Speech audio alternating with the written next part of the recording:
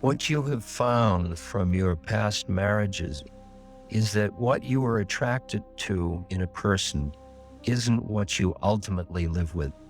After the honeymoon is over, after the desire systems that were dominant in the relationship that have the attraction in it pass, and all of it passes, then you're left with the work to do. And it's the same work. When you trade in one partner for another, you still have the same work you're going to have to do sooner or later when the pizzazz is over. And it just keeps going over. The predicament we have about human relationship is recognizing that certain relationships have been laid on us karmically for this entire incarnation.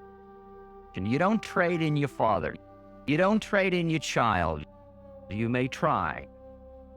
Whether or not you trade in your husband or wife is an interesting issue in this culture at this moment.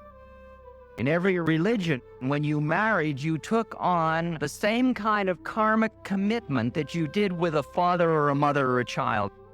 It was till death do us part. We've converted that because when we got totally profane, we started to see it as merely a comfortable social arrangement. And when it didn't work, you changed it.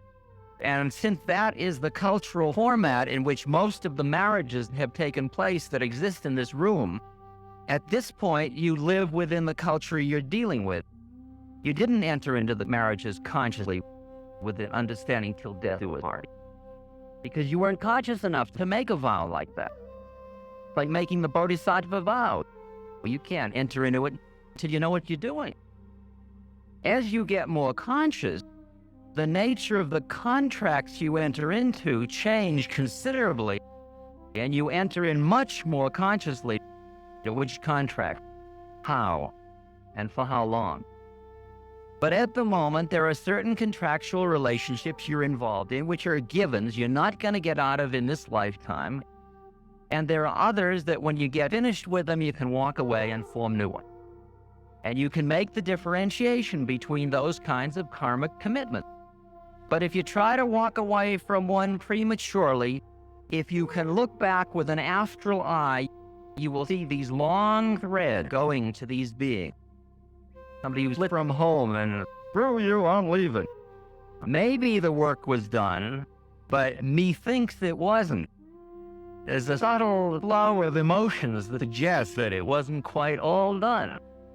I'm leaving you and I'm taking the children. I finished my work with you. You know? Doesn't sound that way to me. You may go away for a while, but that's okay. Later on you'll be cooler and you'll understand. You can't go through the door as long as you leave unfulfilled karmic stuff behind you. Along the way on the spiritual path, you begin to get bored with the usual things of life. And Ouspensky said that's just the beginning. He said, our friends found us becoming dull. And that happens, and you lose a lot of friends. And your friends change. And you don't grow at the same rate.